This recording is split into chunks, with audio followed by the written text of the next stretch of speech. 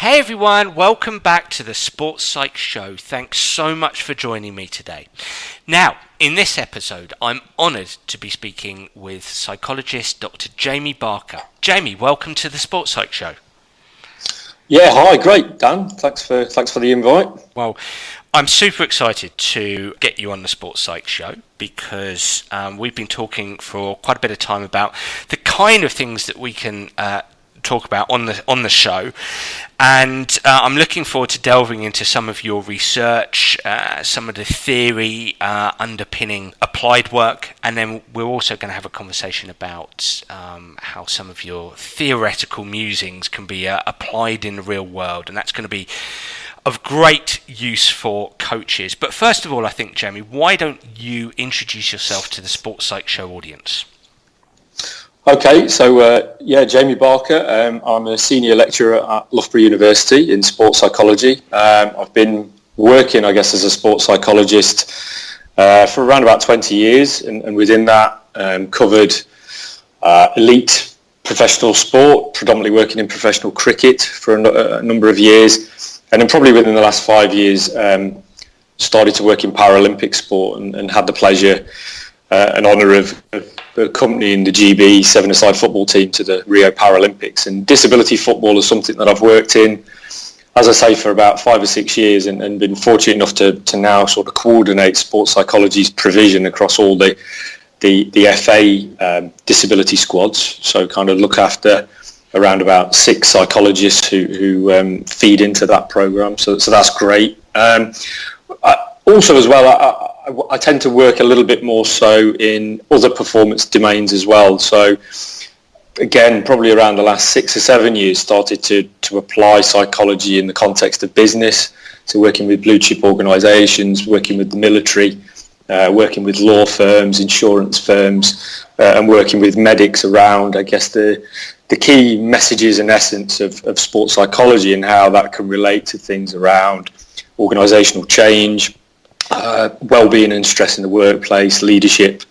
So that's been really fascinating, and I think those opportunities are just great because I learn a lot, certainly from some of the military stuff that we've done and the medical stuff. You know, high performance, where life or death is very, very prominent. Indeed. and kind of then what that relates.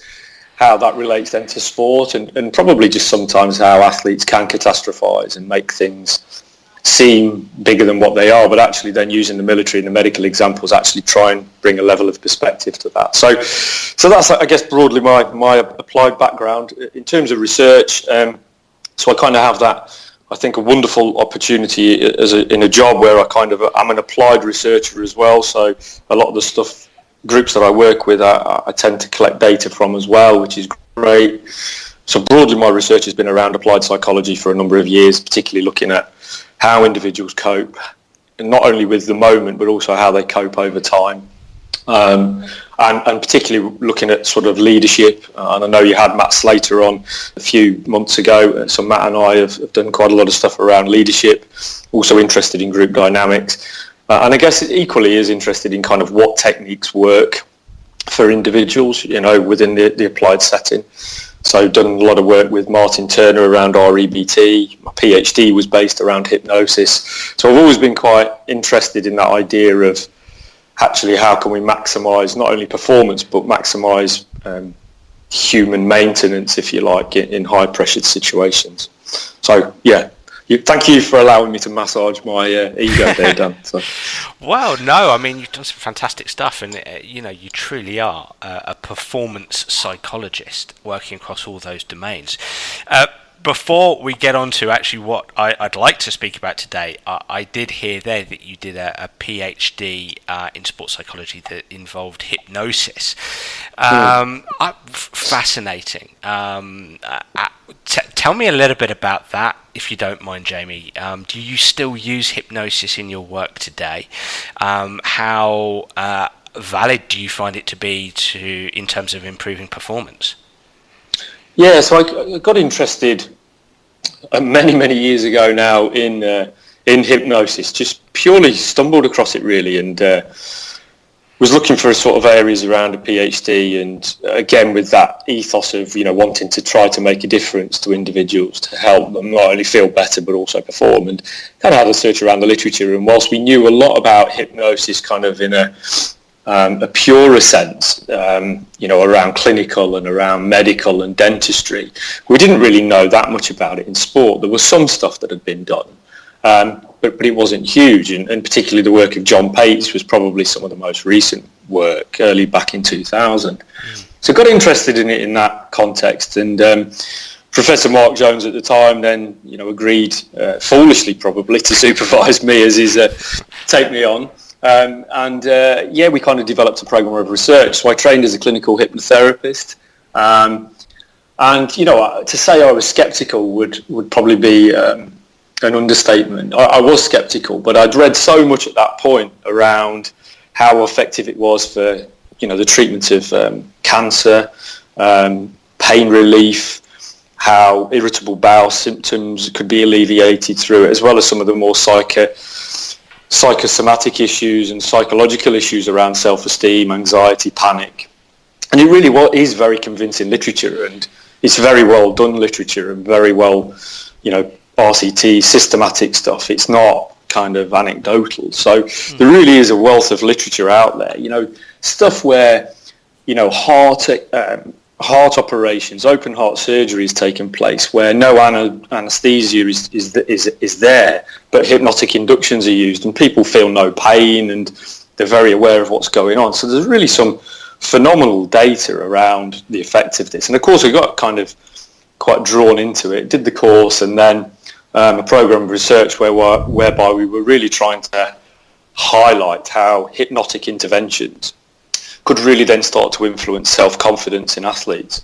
We kind of put those two together because searching for strategies that bring about changes in confidence that are not only acute but chronic is kind of a bit of a panacea, I guess, for sports psychologists.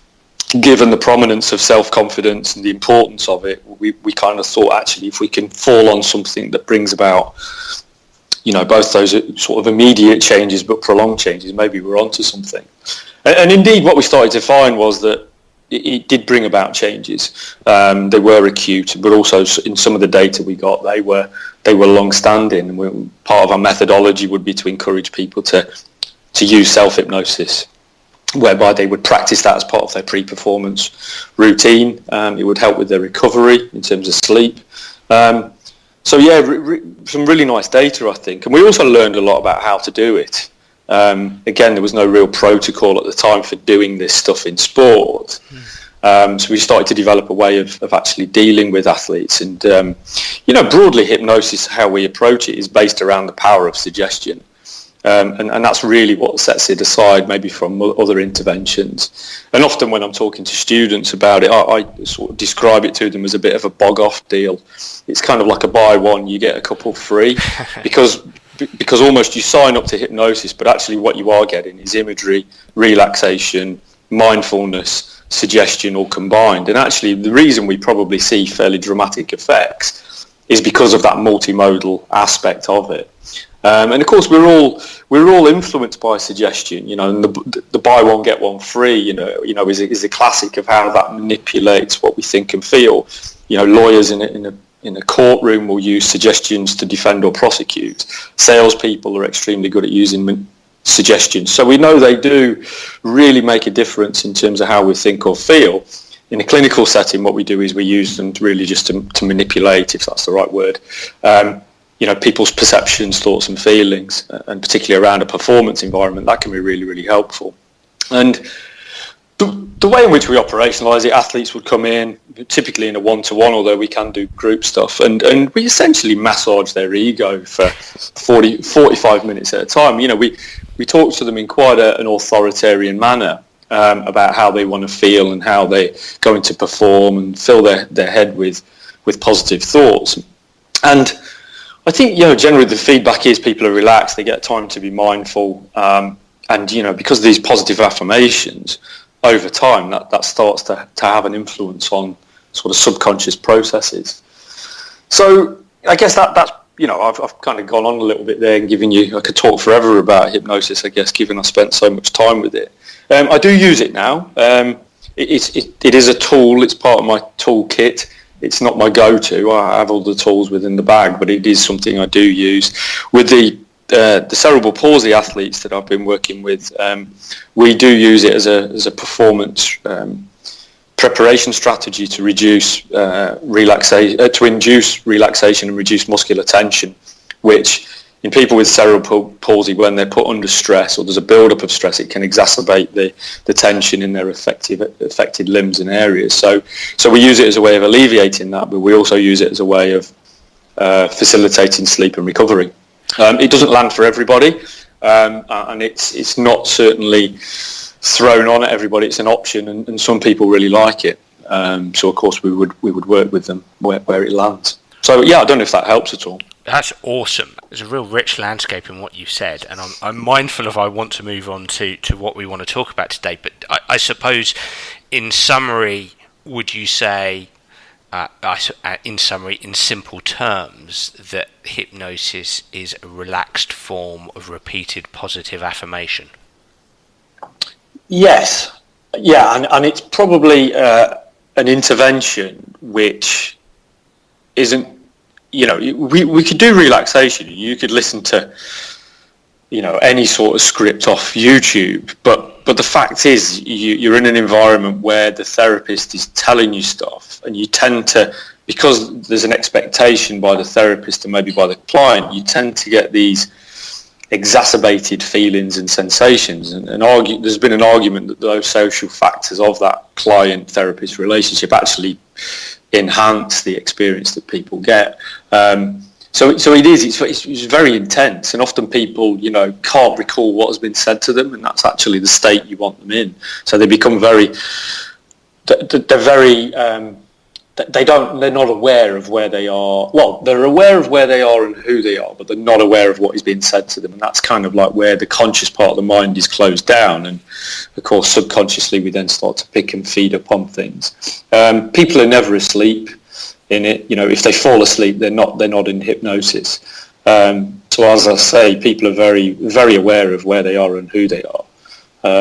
But their mind will wander, and for a lot of people that is really therapeutic, because as we know, as we were chatting about before, life is busy, and to get that recovery, to get that headspace is prime time really. And we found that actually, even if you did this once a week, once every 2 weeks, the therapeutic benefit of it is probably going to outweigh, just lying down on your bed.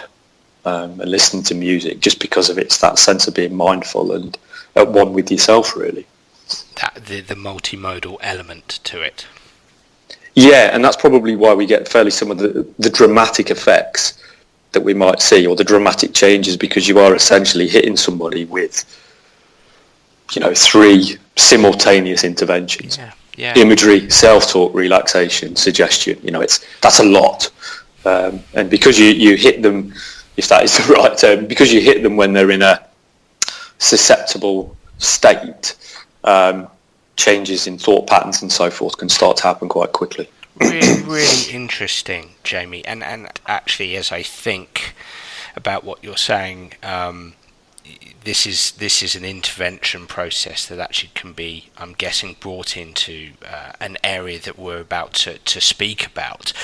And to introduce that, back in episode 62, I spoke with Dr. Carla Mayen about endurance performance, the psychology of endurance performance, but we started that podcast with a conversation about challenge and threat states.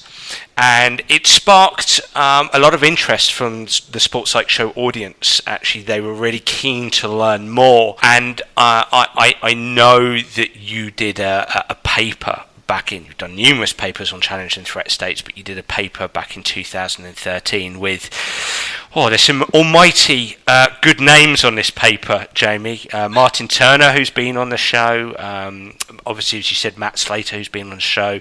Professor Mark Jones, David Sheffield, James Bell. You guys got together a joint project between Staffordshire University, University of Derby and Bangor University. And you wrote a paper entitled Who Thrives Under Pressure? Predicting the performance of elite academy cricketers using the cardiovascular indicators of challenge and threat states. And what I'd love to do, now I've pinned you down, what I'd love to do is go through this paper, talk a little bit more, put a bit more meat on the bone about challenge and threat states, the theory there, and talk about the practical implications for challenge and threat states, which I think is absolutely fascinating. So let's do so. If I may, I'm just going to read from the paper. You start the paper off by saying competition is stressful, and for elite athletes, competitive stress is intensified by the career implications of success and failure, and the scrutiny under which they perform. Competition is stressful, and my understanding of challenge and threat states is it's related to the perception a competitor has of a competitive situation, a competitive environment. Would that be right, Jamie? Yeah, I mean, probably just a couple of things first. So Mark Jones and David Sheffield and Carla and Paul McCarthy are the real sort of driving force behind sort of the theory and challenge and threat, and Martin as well. And I guess I've been lucky enough to kind of follow that bandwagon and be involved in some stuff. But and I would be a disciple, if that's the correct word, of this approach, and something that I do utilise. It's a wonderful way in helping us to kind of understand human reactions. But I think you're right. It is that perception of stress that individuals have, and I guess the argument in high performance is that there are lots of stressors, and the thing about competition is it's meaningful. It has a strong ego threat. It has consequences, financial and less financial, but I mean, of course we could extrapolate this though and say it isn't just about competition stress. You could say it's about, a job interview stress. It's about a public performance stress. So, but I suppose in the context of sports, the theory is very much focused on looking at that pre-event stressor or pre-event mindset and the perceptions that people have about that. I think that's such a fascinating area, and just to affirm that I will be doing my best to get Dr. Mark Jones and David Sheffield and Paul McCarthy onto the Sports Psych show. So don't worry, don't stress. That the main men of this theory will be given the opportunity to have a conversation about this. I'll be really looking forward to tapping into their knowledge base. But interestingly, Jamie, what you've just said there, how I interpret that, and please correct me if I'm wrong here, but the conversation I have with myself, the narrative I create internally, or maybe announced, maybe externally to a friend or a colleague or a partner, the narrative I have Monday, Tuesday, Wednesday, Thursday, Friday potentially mediates how I perform on Saturday. And that's through the prism of how I perceive stress, how I perceive how anxious I feel about that game on a Saturday. But it's how I'm talking to myself Monday to Friday for that Saturday game. Would that be a fair thing to say? Yeah, and just to potentially bottom that out a little bit more, the model, the theory talks to this idea that the reactions or the interpretations that we have, or the consequences of that stressor, are underpinned by not only the demands that are placed upon us for that particular stressor, but also the resources that we have. So that narrative that you talk about, that internal dialogue, it arguably is one of those resources. And what we try to say, or what the theory tries to say, is that you know those demands are probably pretty fixed for most stressful situations. You know, there's likely to be a high level of unpredictability.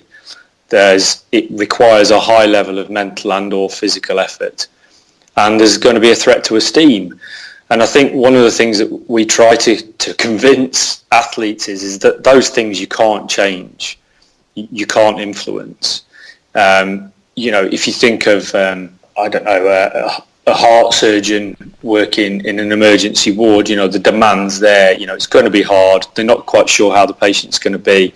And actually the people in the operating theatre are going to be maybe questioning the surgeon's ability, possibly, if it goes wrong. So there's always that threat to esteem. There's always the uncertainty, and there's always hard work.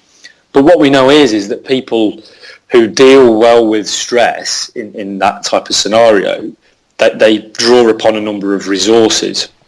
And those resources originally in the model were around self-confidence. They were around this idea of perceptions of control. You know, what are the factors that we can control the controllables, the analogy being. And then the third aspect, I guess, is, you know, sort of the approach, the motivational approach that we take. Do we approach it, or do we avoid it?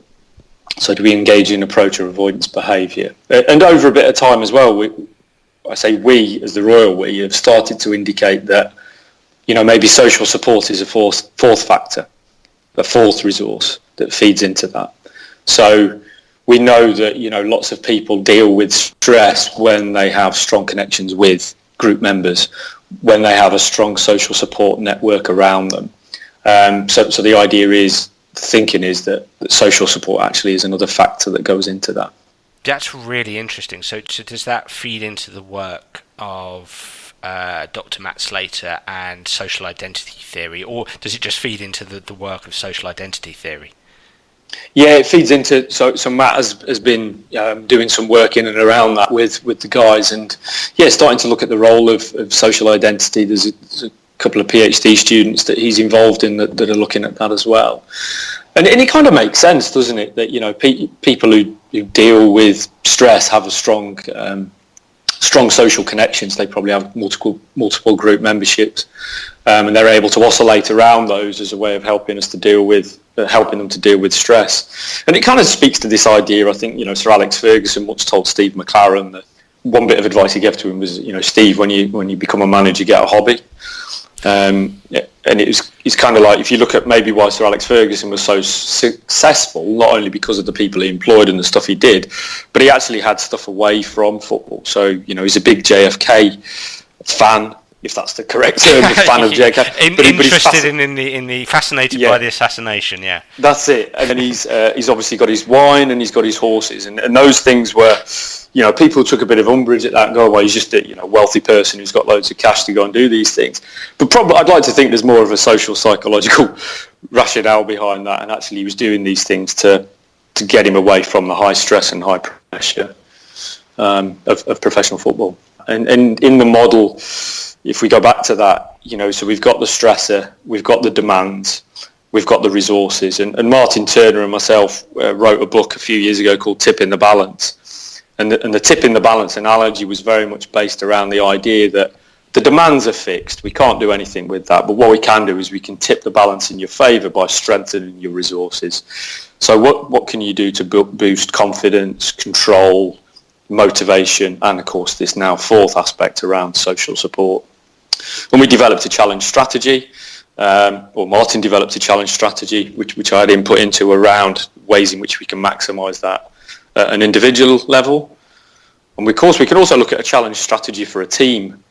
You know, how are we facilitating challenge at a group level? And of course if we promote challenge reactions, because we've got good resources, then we know that people think better, they think clearly, physiologically they release adrenaline, which means arteries are opening up, there's more blood, oxygen, glucose going around the body. And in an athletic sense, that means they make more accurate decisions, they move faster, and they're more physiologically efficient. If we don't have those resources to cope, if we've got low confidence, a low perception of control, etc., then the theory states that we would engage in a threat state, which means that we release cortisol, and cortisol hampers our physiological efficiency by constricting our arteries, meaning there's less blood, oxygen and glucose going around the brain, meaning we don't make good decisions, we're not able to move as fast, and we might not be able to hit the ball as far, for example. So that's really how the model sort of plays out for us and helps us to kind of explain what is going on. And probably the last thing I'd say is that the beauty of the model is it really starts to connect the psychophysiological elements, that connection between the mind and the body. So the mind isn't just working in isolation, it's really trying to understand the connection between the thoughts that we have and how that ultimately impacts, some of the stuff that we can't even see, but will then have a consequence on our ultimate behaviour. So if we were to strip this back a little bit, what I hear you say with challenge and threat is that how I speak to myself, I'm a golfer, I'm a footballer, I'm a basketball player, I'm a baseball player, I've got a competitive situation in a few days' time. How I speak to myself about that competitive situation, how I perceive it, I'm either going to enter a challenge state or a threat state. And what mediates whether I'm in a challenge state or a threat state is down to the resources I potentially use. And what you've uncovered is there's 3, maybe 4 resources I can lean on. My self-efficacy, or you might use the term self-confidence. How confident am I that I can perform well in this situation or execute my skills in this situation? My perceptions of control. How much do I feel in control, or how much do I feel out of control? My achievement goals. So by that we mean, am I focusing on what I want rather than what I don't want? In simple terms. And very interestingly, you've also added a potential 4th, which is social support. And important to say to the Sports Psych Show audience that you can listen to my interview with Matt Slater in episode 52, or my episode with Jeremy Holt and Dr. Will Thomas in episode 17 about social identity theory. So there's these 4 resource evaluations that people have, and that mediates whether I'm in a challenge or a threat state. Yeah, spot on. Far more eloquent than me. No. Well, hey, it's easy to summarise when you're listening to somebody who's giving more meat on the bone. And actually, there's a psychophysiological phenomenon here whereby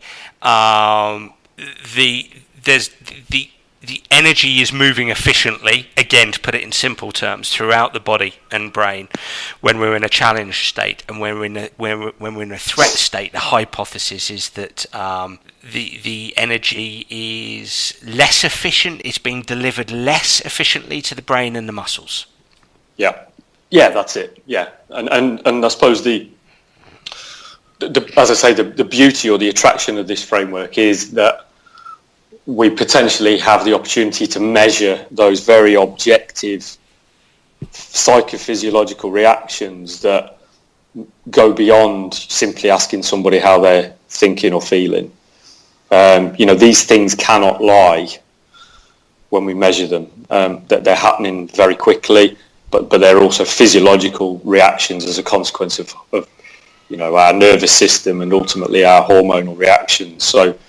So they are very real, and you'd be aware as much as anybody, that is the panacea in applied sports psychology, trying to get that, that objectiveness, do we know what we are doing is making a difference? This is a little bit of our lens inside somebody's mind, albeit we look at their body, but this is probably the insight that we have into the thought processes that people have, and I think that's really been my attraction to it in particular.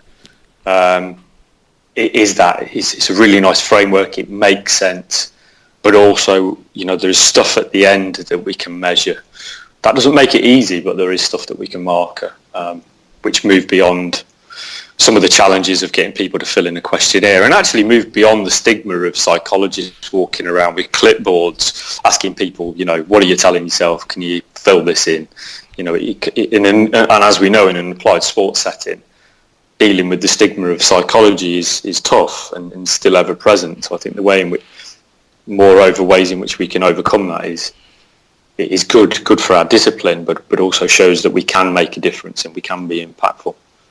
That's an episode in itself, Jamie, I think. And yeah, I agree. I love the challenge and threat states because we can look at a cardiovascular indicator, and that lends itself neatly to moving on to this research paper, Who Thrives Under Pressure? And you did this with elite academy cricketers. So can you talk to us? We've kind of set the scene with describing what the challenge and threat state is. Can you tell us a little bit about this paper? It was from back in 2013, but it's just such an interesting study, really trying to bring alive the challenge and threat states. Can you talk to us a little bit about this paper?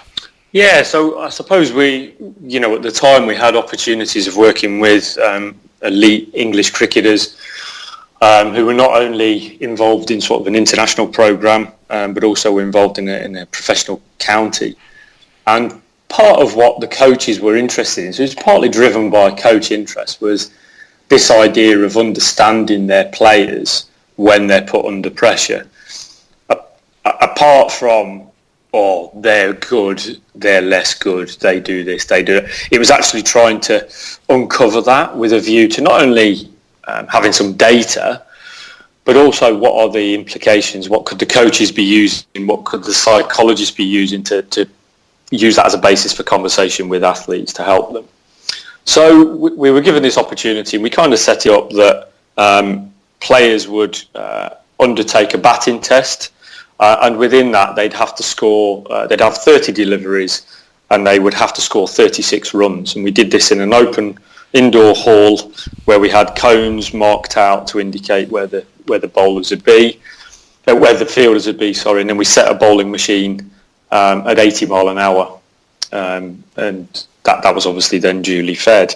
If a batsman got out, they would lose runs off their total, so effectively they could go into a negative score.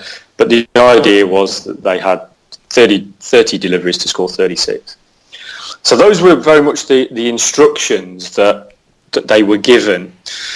So the players would come in, and Martin would be there with his all singing, all dancing equipment, and he would get them wired up to the equipment, and then once they were in a relaxed state, we'd start, or relatively relaxed, he would start monitoring them, and then he would then feed them the instructions that I've pretty much said to you, that this is the task that they're going to have to do.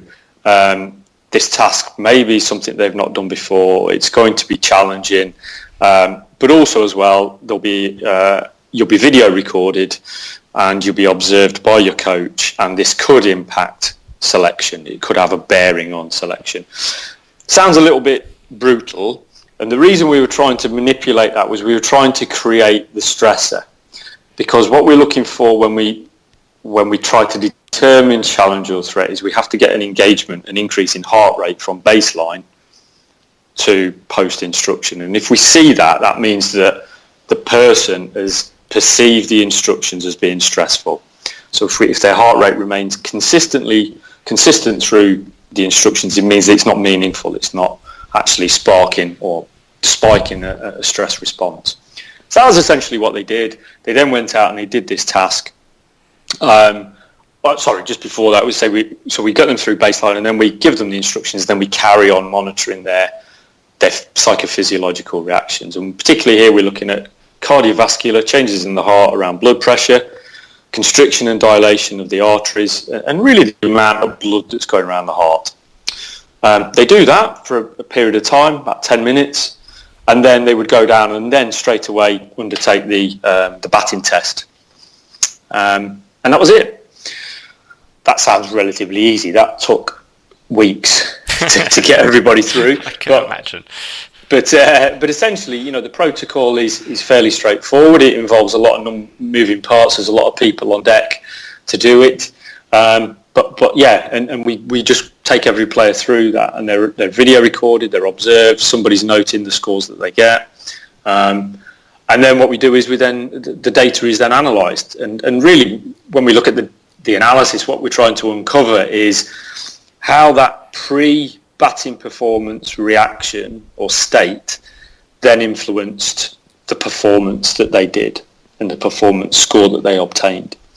So quite quickly, it enables us to almost predict performance based on the feelings that somebody has before the event.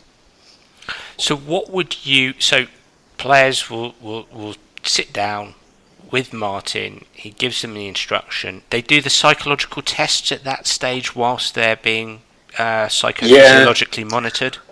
They do the self-report, and then once they're sitting there quietly, we'd then start the psychophys testing, and then they'd begin giving the instructions midway through that. Okay. And so indicative of a challenge state with a cardiovascular response was a consistent cardiovascular response, or what? So what we see there is an increase in cardiac output, so there's more blood going around the heart. Yeah. We see a reduction in total peripheral resistance, which is the constriction or dilation around the arteries, so we see an increase in that, which means essentially there's the arteries are opening up. That's fundamental to what we might start to see. So we can then categorise people based on how they're feeling, their response at baseline. We compare their post-instruction state, if you like, to how they were at baseline, and that enables us to work out whether they're challenged or threatened. Brilliant. So the interesting points for me here as a practitioner, as a consultant, speaking with coaches every day, is that, look, this is with very, very, very good cricketers. These are elite academy batsmen. There is a challenging task. There is potentially quite a lot of social evaluation going on, which could shift players into a threat state. So let's look at the findings, because I think the findings are really interesting. So finding number one was that players in a challenge state performed better than those in a threat state. Yeah. Jamie, talk to us a bit about that. That was the first finding, yes?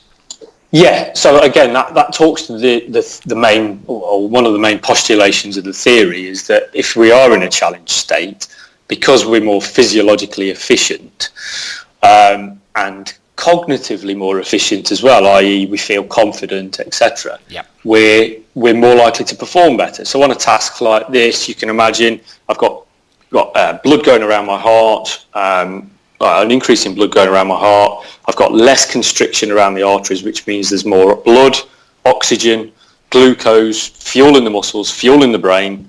That means I'm now probably more able to make better decisions, to move more fluidly.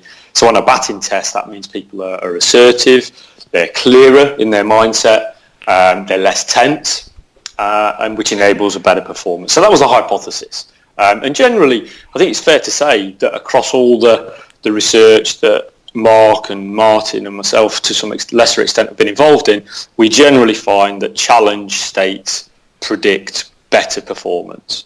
That's what we generally find. And so in simple terms, if I'm one of those batsmen sitting there and I'm entering a challenge state, I'm doing the self-report measures, I've got Martin in front of me, and my psychophysiological measures, they're being measured, and if I'm entering a challenge state, so if my blood flow increases, in very simple terms, it's as a result of I'm quite self-confident about the situation. So that's my self-confidence, my self-efficacy.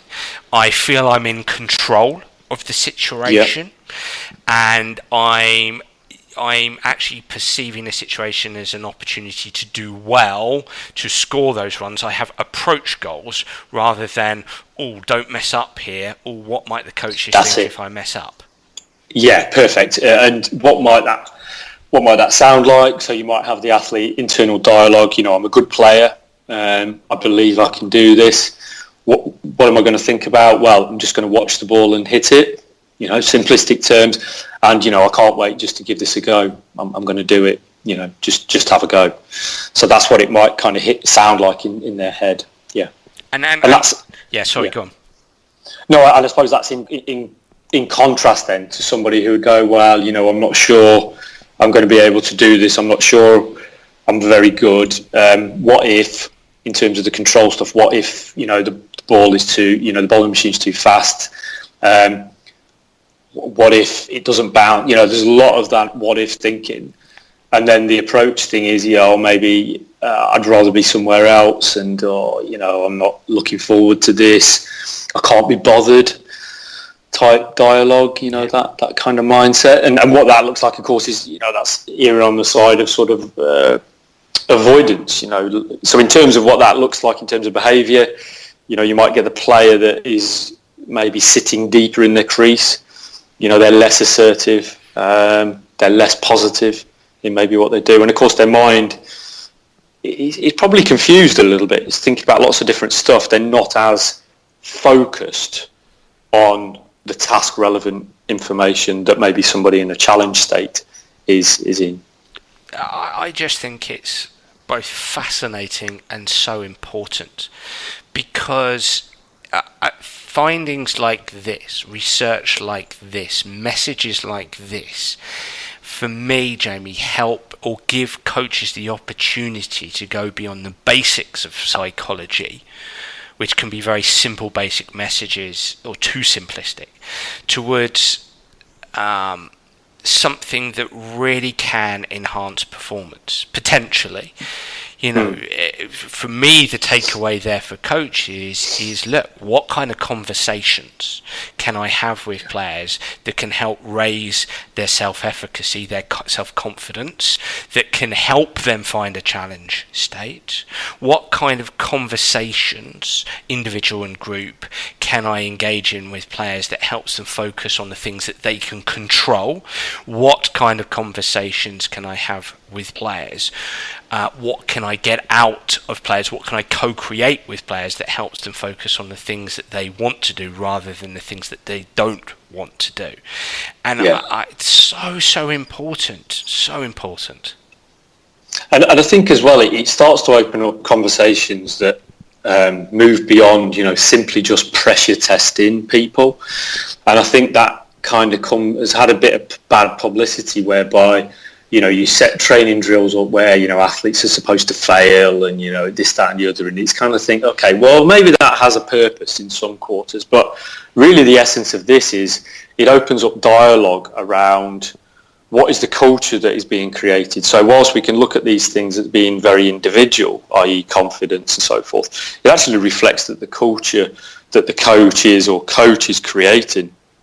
So do they create a culture that is about high confidence versus low confidence? Do they create opportunities or conversations which are about focusing on what we control versus what we can't control? And do they adopt, well, let's do it versus an avoidance, don't give the ball away, don't make a mistake, don't concede early type mindset? And I think it helps that coaches that we've worked with as well really like it, because they're obviously seeing there's a wealth of observational data here, which is useful for the coaches, but also when we feed it back to players, they often don't really reflect on what they're doing under, a stressful situation, because often it's happening so quickly, they don't really often take the time to reflect on that. So, and of course, when you've got the data as well, the data doesn't lie. It gives us a good insight into that connection between the mind and the body. So again, for academy players, that can almost be a bit of a leap of faith to actually understand that what we think influences how we feel. So there's so many educational benefits of this. We've tried to steer, coaches get very excited about this because they then start to go, so I can select people based on this, could I? It's like, well, no. Well, you could, but that's not what we're saying, because what we're trying to say here is this is indicative of how somebody may perform under pressure, which, if the information is used in the right way, can be developmental. What we wouldn't want coaches to do, and we've had conversations around this, is, well, let's use it for selection, because that's where it becomes slightly concerning, I think, because we see this as very much a developmental tool, which helps people to deal with these. Because there's a big reflection piece that happens after this, particularly if somebody falls short of their the target, or if somebody makes the target, what were you doing, what were you thinking, what happened, how could you replicate that more often, versus was there something you did, was there something you were thinking, how can we change that? So yeah, I think it opens up so many different opportunities for people, whether that be players, coaches, support staff. For me, it's interesting, the notion of utilising the findings for selection criteria. I don't perceive it that way. My perception of this is that you and your colleagues are finding evidence for a framework that has implications for coaching practice, coaching cultures, coaching environments. Creating a psychologically informed environment, creating a culture that helps players perform under pressure. And that coaching practice piece, you said something interesting at the start of your narrative there. You talked about sometimes the futility or potential futility of setting up skills tests or activities to put players under stress. Futility is probably the wrong word. It's probably too strong a word, because there is use of doing that. But there are a lot of coaches out there who will do an activity, put players under stress, and then their belief system is, oh well, I put them under stress and then I let them work out how they're going to deal with it. Which, look, that's very organic, it's very ecological, and you can do that, and I understand that, and maybe over time that's a very powerful way to help a young player come through, give them challenging test after challenging test after challenging test, and they might find their way to deal with it. But I'm less convinced. I think more efficacious is to provide tests and actually, through coaching communication and coaching practices, help players be able to manage their self-efficacy, self-confidence, their perception of control, their approach goals. As an example, their social interactions. I think this provides a framework in all these areas. Yeah, I agree. And one of the things you said there, was around sort of a psychologically informed environment, and rather than seeing, the extreme stress tests, we would generally say that it's better to have moderate stresses all the time, or most of the time, rather than have the highs and the lows. And by having moderate exposure to stress, where there is opportunity for fallout as well, that is, if an athlete isn't performing, they're not cut, but they're supported. Again, that is very much a cultural piece, that how the coach sees that, rather than see it success and failure, see it as a journey. So yeah, and I think we see this as a nice opportunity to begin to do that. I mean, arguably, it's a very expensive way of doing a needs analysis as well, because what it enables you to do is, if you are working across, as we did with one project, we had access to like 60 highly skilled and highly elite athletes, and it was kind of meant to do, we did it as a way of doing needs analysis, really, to understand who actually needed a bit of support in the build-up to a big event. How many of those athletes were, let's say, threat responders versus challenge responders? And of course, what you start to see is, out of that big sample, a very small percentage are in a threat state. And therefore, from a psychologist's point of view, that gives you impetus then to start to prioritise your work with those 4 or 5 who perhaps require a bit of additional support at this moment in time. So it can be used in various different disguises. We've started to use it as a way of evaluating interventions as well. Interventions that are put in place to facilitate challenge responses across the team. So a challenge strategy at a group level, I suppose. Working with the coaches to develop that. And then, of course, we use this as a basis to evaluate how that's going. Interesting, and like a lot of things in psychology, though, the path is never straight. And No. the second finding that you discovered was that associations between self-report measures and cardiovascular reactivity was weak. Can you tell me a little bit about that? Yeah, and again, that's a consistent thread across the research that has been done in this area, where simply what people are thinking they're feeling versus what they're actually feeling doesn't seem to add up. So there seems to be this mismatch. So you might get a situation where somebody feels really confident or thinks they feel really confident, but physiologically it demonstrates they're in a threat state. And that's really quite interesting, and it sort of brings in, I suppose, some sort of conjecture around the validity of sort of self-report for this type of thing. And it kind of speaks to the idea that maybe we can't access challenge and threat states through perceptions and through our thoughts and feelings. The only way we can really properly assess it is through measuring the physiological reactions. And that's been a consistent thread across the research. We don't find these two things match up. It then has opened the argument that potentially, these reactions are happening very, very quickly, subconsciously. So, it has evolved. Challenge and threat is an evolution of fight or flight.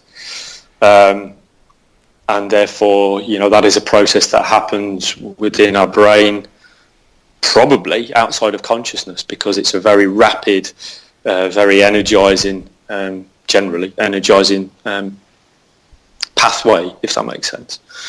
I don't know if that answers your question, Dan, or not. Does this have implications for the notion that I can trick myself with regard my self-reported measures and its relationship with cardiovascular reactivity, or the physiological responses, and their relationship with performance? So I might actually be in a threat state from a physiological perspective. I might report a challenge state, and that reporting of a challenge state, even though because I feel good, I feel ready, maybe I feel in control, but physiologically the signs are different. Can that mediate performance? Is that what you found? I think it probably suggests that maybe some people don't understand what they're feeling. Okay. Or they misinterpret what they're feeling. The challenges that people often have between excitement and anxiety, probably feeling the same but perceived differently, dependent maybe on context. So I think it speaks to the idea that sometimes people don't necessarily understand what they're feeling, or I've never really connected with it, never really thought about it. But I think it also speaks more loudly to the fact that maybe what we are trying to access is happening very, very quickly. So actually it's very difficult for people to consciously think about whether they were in a challenge or threat state, because of the rapid effect that these things often come along at. So what's the implications there? Sorry to interject, but what are the implications there for practice if we don't have access to this expensive equipment? Because that concerns me as a practitioner, because as a sports psychologist and look, as a coach, you are dealing with a lot of subjectivity, you are dealing with a lot of discourse, you're dealing with a lot of narrative around this is how I feel, and you're trying to help players, performers, people in terms of how they feel going into an event. And yet maybe in the back of our mind we know that what's being talked about isn't being represented underneath the surface from this competitor. Yeah, I mean, since we did this study, there's been developments in the literature around around developing measures of challenge and threat through self-report. And I think certainly some of their evidence indicates that they do map out to performance, so they can predict challenge and threat. They can predict good and bad performance from these markers. Like I said, we've generally found that not to be the case. But I think in an applied setting where you're not going to have access necessarily to 30 grand's worth of kit, using those self-report markers, that they're likely to be indicative of, but it's just, being comfortable with the fact that these might not be as accurate, and therefore what are some of the limitations of that. But no, I completely agree with you, and there's been, certainly in the disability football context, we haven't had always access to this stuff, so I would use self-report, and it opens up conversations. So it depends really what the point of them is. It opens up conversations, it enables us an insight into the culture and what people might be thinking. So there are markers out there. I think we just need to be cautious of the conclusions that we might make, possibly. That sounds fair enough. And okay, I just, the last 10 minutes or so, I'd like to talk about sort of your applied work and putting this into practice. I suppose, Jimmy, a generic question would be, when you sit down with a player, or you stand in front of a group of players, or you start speaking with coaches, and you're in the environment predominantly from a performance perspective, to enhance performance. In the back of your mind, are you thinking, or even at the forefront of your mind, are you thinking, right, my job here is to help people, players, performers, attain that challenge state? Is my first question. And with that, what kind of interventions, and we might come back to the hypnosis and stuff, what kind of interventions might you use? Yeah, so I suppose it is at the forefront of my mind, because as I said earlier, I really like the theory, because what it enables me to do is to kind of have a bit of a template to assess an environment, perhaps, so I can evaluate the demands. I can also then start to really delve into the resources and how readily available they are for individuals and for the group. So, for example, what opportunities are provided for athletes to develop their confidence, and what opportunities are provided by the team to develop group confidence? Now, that could be through the performance analyst showing a highlights clip, to an individual athlete having a conversation with their mentor or one of their peers. So I really start to analyse it on that and say, okay, what opportunities are there around the resources? And that enables you to kind of go, actually, we don't do that very well. How can we maximise that? It also extends a little bit further and sort of goes, okay, what's the language like in the environment? What is the messaging like? Is that messaging challenged orientated, or is it threat orientated? How do we prepare? How does the coach, the captain, what language are they using pre-match? What language are they using post-match? Is it focus on loss rather than gains?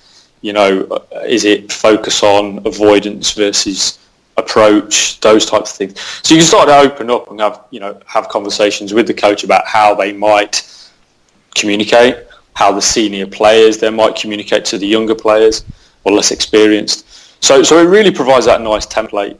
And of course, then what I can look at then as the psych is the behavioural stuff. So I can stand on the touchline and I can be quantifying good or bad decision making, quantifying maybe assertiveness, and maybe having a look at avoidance or approach. So the classic one for me in football is the winger who engage in an avoidance behaviour. Every time they get the ball, they pass it safe, they go back. Versus the approach where they look to get it into feet, and their first movement is to open their body up and try and take the defender on.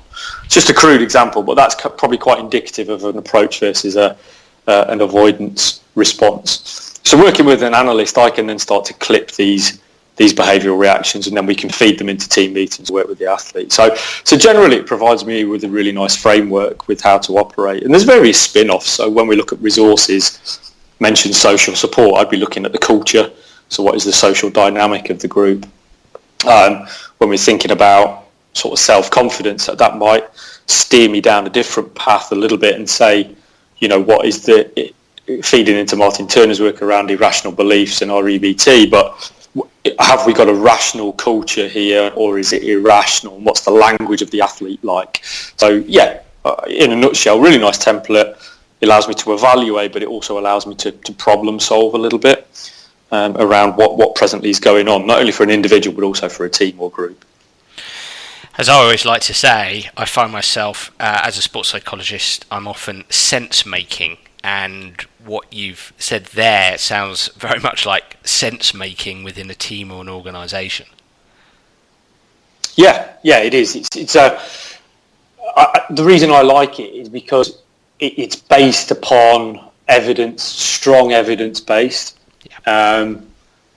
But also it has implications. And whilst we've been talking about kind of like acute performance, it also has connotations, of course, for long-term health and well-being. So just some of the stuff we've done in business has been the extent to which the business is creating a challenge environment.